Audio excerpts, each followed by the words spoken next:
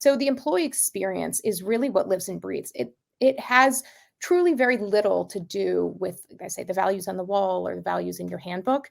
It's those side comments in that feeling when employees are in their best moments, in their toughest moments, if they feel like they're going to get the support and development and what place that's coming from. And so I think the employee experience is incredibly, incredibly important.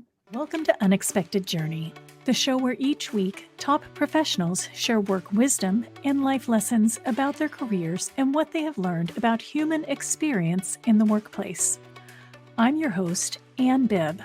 This week we have Ashley Hurd. Ashley Hurd is the founder of Manager Method. She has worked as an attorney at AmLaw, 50 firm, and at some of the world's top companies. She's been named one of the top 3 HR TikTok creators by the Financial Times and has appeared in CNN, NPR, and CEO Weekly.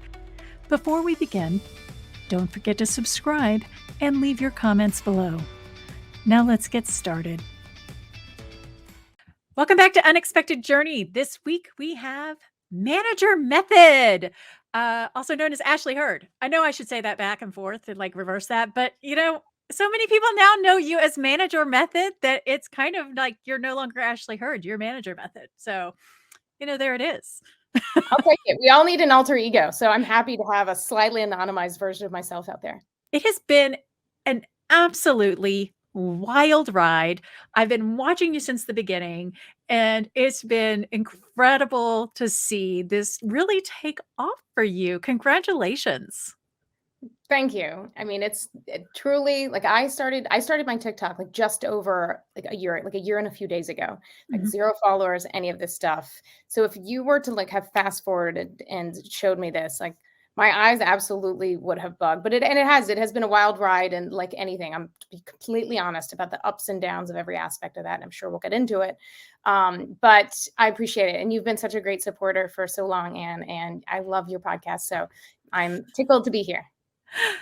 So I have to, first question I have to ask is what everybody's dying to know. How is Luke? Luke's good. Luke had a good look. When I started, Luke was really clueless. And Luke was sassy. Luke was sassy. And Luke, so Luke, some people will say, is Luke a real person? I say, well, what I've learned is Luke is very much a real person in many organizations across, largely probably US, but other places as well. I agree with that. I've met a few Lukes. I've worked for a few Lukes. I think we've all known a few Lukes professionally and personally. And so sometimes things, you've experienced, you've had conversations with, other times, there's nothing like a girlfriend's text chain to get some influence for other Luke type behaviors. But Luke, one thing that I tried to do with Luke is to show that Luke could learn at times. And it's like Paula Abdul, however many steps forward, however many steps back. But while Luke went through many challenges that I think a lot of managers do by not knowing better, and sometimes just having flat out bad intent, towards the end of the year, Luke gave a holiday message and took a lot of my learnings and gave people a nice time off, different packages. And I will tell you, I posted this video and so many comments of people like, oh my God, why am I crying over this fictional CEO? I said, I did the same when I watched it, but we all want this redemption story, which is why I kind of show up and make my content every day. I think it's very interesting. And I know one of the reasons that it started to draw me in was the relatability of it. That's a word, right? Relatability. You're like, yeah, totally. It is. Yeah, absolutely. Whether it's not or it is now. If you say it confidently enough, yep, it is. Absolutely. That every time that you're talking to Luke, it's like I can hear you actually utilizing what feels like, or maybe a real world scenario that has been in the news recently, and you're addressing it to this person in a way that I'm like, why doesn't somebody say this to the CEO that needs to actually hear it right now, today? Yeah, it's true. And it's funny because some people will say this is true. Nobody ever speaks like that. There are CEOs and other leaders that I've worked with that will tell you that is exactly how I speak with them. And some of it when, Luke, especially at the beginning, used to always start off with a, jokey, sarcastic comment. I've worked with plenty of leaders that always have those. So some of that certainly can be drawn for real life. But I always try in mind to meet people where they are. And so with Luke, for example, like people say like, oh, you're condescending. Well, sometimes I try not to be, so I do take that to heart. But sometimes you have to. And sometimes when it's a senior leader, I can't be, if I'm going to be Judy Joyner, I can't be deferential Judy Joyner. You have to kind of show your chops and, meet them on that level and talk about what they care about. And a lot of times for CEOs, that's money. So I tell people, I wish you would care about people because it's the right thing to do. But here is why you should treat people this way, and you will make more money by doing it. And hopefully people can learn their lesson over time. But so meeting people where they are has been a fun part of dealing with the Lukes behind the screen. And I think it's great because meeting people where they are is it impacts customer experience. It impacts employee experience. I mean, meeting people where they are is kind of human experience in itself.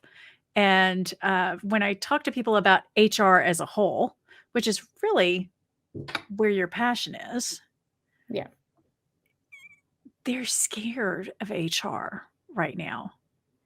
And that didn't use, well, at least it didn't feel like it used to be the biggest issue.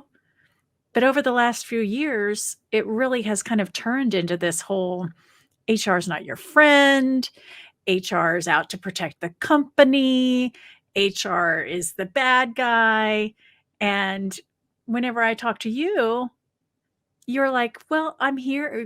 HR is here to try and be in the middle. HR is, that's what they're there for. And I love the way that you put these things as you're trying to teach HR leaders.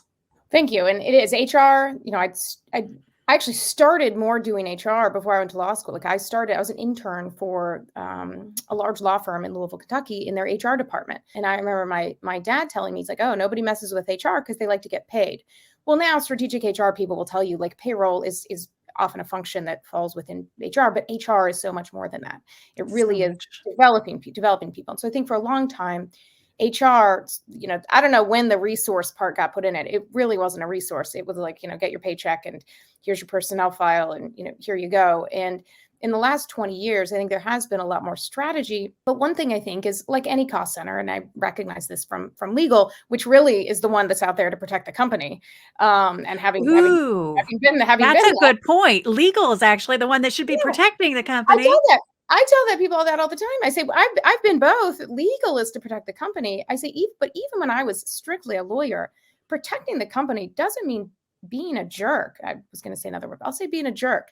In having a resolution that makes everyone unhappy, because how any employee is if they're going to take action or do things, a lot of it's based on how they feel. So even if you're in the right legally, like hopefully you never have to get to that courtroom point. So even as a lawyer, you have to have, a brain and a heart. But in HR, as I said, legal HR, I've lived my life. Despite I worked in sales out of college, between college and law school for 2 years, and I saw we had like cash drops and all these. It was like I saw why so many people are like, oh, sales, because sales get so much, but that's because they bring in that revenue. When you're bringing in revenue, you get rewarded. I've lived most of my professional career as a cost center. And so as a cost center, that means there's going to be as few as possible to not just not get in trouble. Plenty of companies have so few that like you can't handle everything. And so in HR, you have people that are overworked. So complaints often are, I never hear from HR. I don't even know what they do. There's a lot of invisible conversations because when it comes to things like termination, rarely is that decided by HR. And often are they even in the loop until it's, okay, now take out this action. But they frequently are the messengers because the thought is, well, nobody else can have this. So HR can often be a really thankless, short-staffed job. And there's also people don't have training. That's a really good point. They're not the decision maker. They're not the one that said, this person's not meeting goals. This person's not doing their job. They're just the person that is telling you. I mean, in real life, and I know this from different individuals on HR. So one of the things social media is great at is it's kind of horrifying and validating when you see people have these shared experiences. But frequently in HR, the role of an HR person, especially a generalist or up to senior person, you'll get a phone call from someone and they say, "Oh, we need to make a change. We're gonna let go of this person." And it's HR's job, and it's really their job. And some feel like they have the voice, and some don't, because they don't they don't want to lose their job or they don't know how to say it, but is to challenge back and say, okay, well, let's walk through what conversations. Will the person be surprised? All of the wholesale aspects of that conversation. So that employee that ends up getting put on a performance plan may never see that HR had at least fought for them to get a performance plan or have clear performance conversations rather than just get axed. So a lot of it is that invisible work that HR is really trying to fight for that outcome. And it's not as a friend, it's doing the right thing for everybody involved. Going along those lines, what is employee experience? Employee experience is the same thing as customer experience. It truly is just your internal customers. And I say that to make it easier for heads of sales and all of that to think about the importance. But if you think about what you're doing, to think about your ideal customer and that profile, thinking about your ideal employee. So like in HR, for example, do you want an HR person that's just going to push, or do you want someone that's going to challenge people? Then, okay, then you need to give that HR person the employee experience. So you need to think about investing in them so that they feel confident having that outcome. And so it's thinking all about what feelings do you want that person to have, or your, someone, do you want to give the experience of being a place where people can try new roles? Then is that experience going to be one where they're afraid to speak up? Or if you may have all the great parental leave in the world, but if people are afraid to tell you that they're pregnant because they've heard the side comments that managers will make. So the employee experience is really what lives and breathes.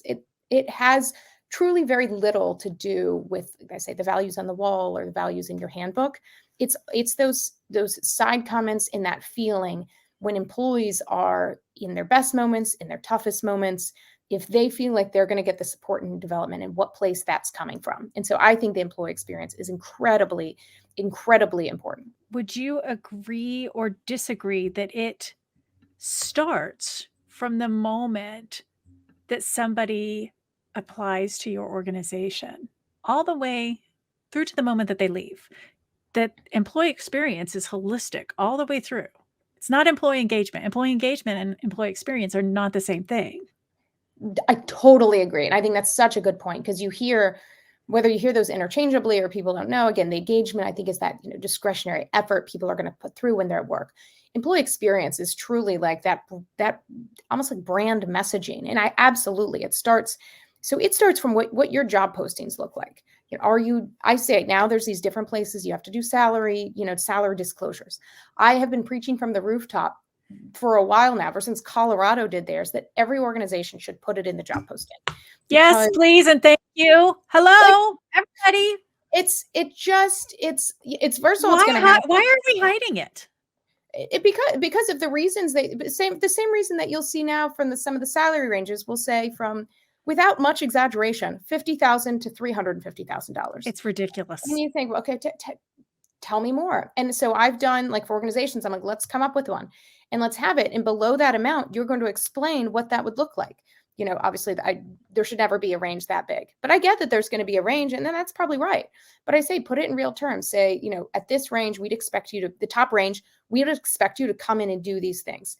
Otherwise, we're going to have to invest in other resources, which may be people, maybe training, maybe things. And we want to give you a path to improve. So it might be on the lower end. If I saw a job description that looked like that and spoke real truth, that thing would go viral, because people would be like, oh my God, this company that actually talks about things and doesn't just meet the bare freaking minimum requirement. I am the volunteer US and Canada company director or country director for the Circle Back Initiative, which is started out of Australia with Steve Gard. So we'll plug this a little bit, which that is, it's a complete volunteer organization to get employers to commit to responding to every applicant and stage gating as the process goes on. It's no more ghosting.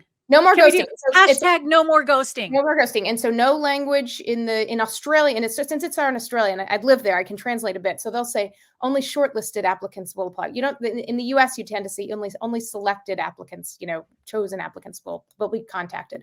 But to respond to everybody and to provide the information you can, I get as a lawyer, you have to be really cautious about what people are putting out. But as things go on, to not have situations of someone that's interviewed so for a long time and they never hear back. So that aspect absolutely starts the employee experience, everything through. And when they leave and even after, I say people are walking billboards for your organization, what they felt like at the end of the day. And what kind of message do you want to be sending? Because I have people now, like places I used to work. I've referred people places I used to work, but I have great relationships. I think every single place I've worked. So I'd refer people back to those places because I've had terrific experiences in almost every place I've worked. This is a little bit different, but I've been in the job, doing a great job. It is the job I was hired for, but now a special project comes up and you want me to do something that's outside of the scope of what I was hired to do. What do I do? Do I agree to it? Do I ask for a raise? Do I ask for a title change? Like, as an employee, I'm like, I want to promote up within this organization, but I also have boundaries. My first step, which you won't be surprised about, is that it's really on organizations. And people sometimes are like, oh, like, don't you ever criticize employees? And I said, sure, employees, yeah, absolutely. I can do plenty of content on how employees could be better. But I said, my work is a lot for organizations being better and things to do. So organizations, whenever they're asking someone to take things on, in I get that there's times you have a need and there's short things like people may be out on a medical leave. There may be times like that. And sometimes you just got to pitch in and know that by the grace of God, something happens to you, other people are going to pitch in. And sometimes you just do it and the manager needs it and you kind of handle it. But for things like this that you're seeing when really people are asked to take on, I say it's twofold. No matter what it is, short-term, long-term, anything, the manager leader there should always be having the conversation to the employee of what is your current workload? And sometimes I'll say that, and people are like, the manager should always know what the employee's doing. I'm like, well, that's not possible. Like, there's other things coming in. And so while that's great in theory, the manager should talk and be like, tell me about your current workload. Generally, there's a reason job descriptions say other duties as needed. And that's fine. Like, things progress.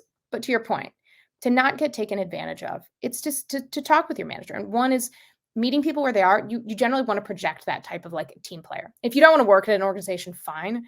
But I tell people all the time, like, even if you're so pissed that they just ask you to do something, like show that you're positive, because you are going to get more things with honey than bees or whatever. And we want to be clear though, that that's not like toxic positivity. No, it's not. It's just saying, but it's framing the conversation to say, I want to grow here. And if you don't, then that's another conversation that you should feel empowered to have. So if EX, employee experience, is equivalent or has such a positive impact on customer experience. I mean, because if you don't take care of your employees, they're not going to take care of your customers. Yeah. Where do companies start? I mean, where do we really start putting our impact? Do we start with the front lines, or do we start with the managers? Do we start with executives? Where do we really start making that impact on EX? That's a great question. I think. Well, that's my job, Ashley. Yes, that's so good. That's so good. And it is. It's a complex question because it depends on the organization and their buy-in. I mean, there's some, to your words, toxic positive organizations where the leadership thinks everything's fine, and Glassdoor paints another picture, or Glassdoor may say it's fine. Oh. Everyone else is living stressed out. So let's say in your organization where across the board, there's just not this commitment. Leaders aren't bought in. Your frontline managers aren't bought in. Frontline employees aren't feeling like they're supported. I think it starts with leadership in using that kind of cost base to say, we are losing money because of how we're treating employees. Now, what can we do about it? Where can we spend our time and resources and invest to turn that around, and framing it in that way? But I think frontline managers are the biggest bang for your buck. But telling leaders, you're going to have to support this, because if we're providing this training on in thinking holistically about how managers work with employees, we cannot have leaders going around and rolling their eyes or making tweets or doing whatever that's completely undermining all we're doing. And so putting it in those very stark terms about losing money and being frank about that, and then talking through, and again, hopefully people start to see that buy-in. But I think educating the leaders and really attacking frontline managers first, I think is not really attacking, guys. Not attacking. Don't attack the front line. Don't attack. Attacking the gaps in frontline management. So I'm one of the frontline, or a supervisor, a manager. I see this Okay, I see that there is a need that my teams are struggling, that we need to invest in employee experience, but my leadership is not. Like, they don't get it. They just think that customer experience needs to be fixed. They don't see the tie-in. How do I take this and present this to my executive leadership team, my C-suite, or even SVPs, VPs? Like, how do I help them understand that they need to invest in the people? I think one of the best resources I tell people is much like when I was a liberal arts college major and started cold calling CFOs for sales, which is my first job after interning in HR. I got a subscription to Fortune at the time because I felt like I needed to learn financial lingo. I did because I was working with CFOs. Now, for anyone in any aspect of management leadership, especially those trying to build a case to senior leadership, you often need to have data. And so things like getting a subscription to HBR. Often making that case is speaking in that language and language of the board. I just came across the Qualtrics employee experience report, same thing, the trends report. They pulled out things and things that you can do to be better. And so, I say any employee that has an opinion, especially in an open door policy, that opinion should be respected. I'm also a realist. And if you say something and you say it as yourself, and then you say the exact same thing and say this came from like HBR research, ooh, like it's 100, like that, the volume got turned up real high on that. And so if you can make a very succinct thing, basically saying that like we are losing money based on our employee experience. Our customers, we're losing customers because of our employees. And if you can say thing and back that up with some, salient little points from Harvard Business Review, you can open, you're speaking that lingo, you often can at least open the door. At a certain point, if people aren't going to listen to you and they're going to be stuck in their ways, then you have to look externally. And that's just the name of the game, because you can't spend your career trying to convince people that ultimately don't want to be helped. But I always say trying to make that case the best way that you can meet their language. And I say like the biggest tool is get an HBR subscription. So you blossomed last year on social with Luke and with Manager Method, and you now have a absolutely thriving business with Manager Method. What is your advice to somebody that wants to follow in those footsteps and wants to, I mean, they've been wanting to do it for a while. They're like, this is my year. I want to do it, but I've been so scared. Talk to them right now. This is a time more than maybe any other to think about what truly you care about, and not what you think others expect of you, what your family and your friends think should happen, how good it feels to hit post on a new job on LinkedIn and you're going to be so excited to get the kudos. And then you're going to dread every second after because you're going to be so stressed out and feel like it's taken over your life. But thinking about what you really want. So for me, years ago, I was living in Australia and I thought, I want to have this life that I have more flexibility, but I still do work and I don't know what that looks like. And so a lot of it's team stock. Like if you want to do something in your current line of work or leverage your knowledge, for me, it was thinking, what am I really good at? And I thought I've spent a lot of time helping people have really difficult conversations and help literally writing out scripts for them. So that was my first idea for Manager Method, was to create like an app that would like automatically generate scripts for performance or other conversations. I now do that and have some of that, but it's obviously evolved. But for me, it was leveraging, I can make tough moments better. And so took a long time to figure out what that could exactly look like. When I started so I think thinking about what you might want to do for business, it can be really daunting. And some people have different restrictions on what they can do for work. But I tell people, I've had a few people now to come up with something that's totally not with work, or it's totally unrelated, like a t-shirt idea. But it's thinking about what really brings you joy. Like as I'm talking to people, like I love it. I'm an extrovert. Other people are like, hell to the no. And so you have to think about that thing. The number one thing, if you want to have a social presence. And so my social presence when I started, I had no ties to my business for months. It was a lot about having these conversations, but it was also different. I would like play music and do these captions. But on TikTok, sometimes it would blow up the caption really big. And then people would have comments. They'd be like, hey, idiot, learn how to edit. And you're like, no, it's a TikTok. Like other some other people, but like I'd have, like I have some people now, like somebody sent me a message when I crossed like a bigger milestone. Someone was like, oh my God, they're like, I followed you when you had like 50 followers and I saw this and I knew you'd have this success. The number one thing is consistency. And so if you want to do something, you have to be able to commit. And people are like, how do you hit post? Like, oh my God, some days I'm still nervous to hit post, but I stopped caring a while ago. I really wanted to focus on living a life I was proud of and my family was proud of, stopping caring what people think of you and think about what brings you joy. And if you love working in corporate America, then by God, you keep doing that and you like enjoy that. And if you're worried about things, then probably don't work in tech. Work somewhere that's a bit more like one of my girlfriends.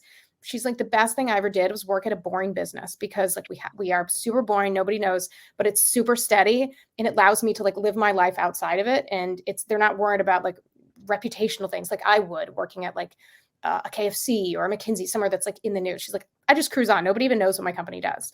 And so it's thinking about what works for you and doing some of those steps. So it doesn't have to be a massive, like quit your job and move, but like with social media, I love TikTok because it's really easy to use, really easy to use. That's why I started using it. And so not caring what people think and just find content that you enjoy. Look what other people do and don't mimic what anybody does, but like coming up with your unique stamp. The world needs to hear it. Nobody can speak of things like you.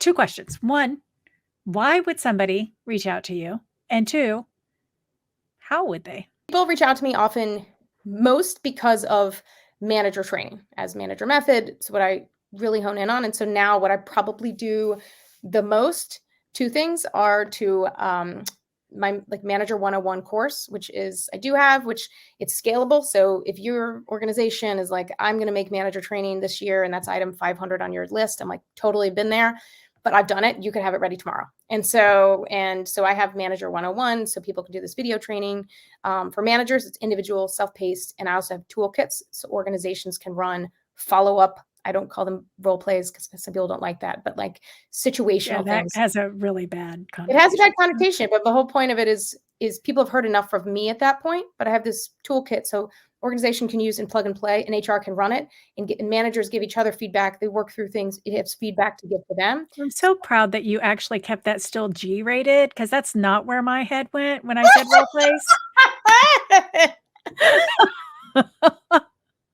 Yep, that is why. That is one of the reasons why I don't say book. I call it situational, practice. There you go.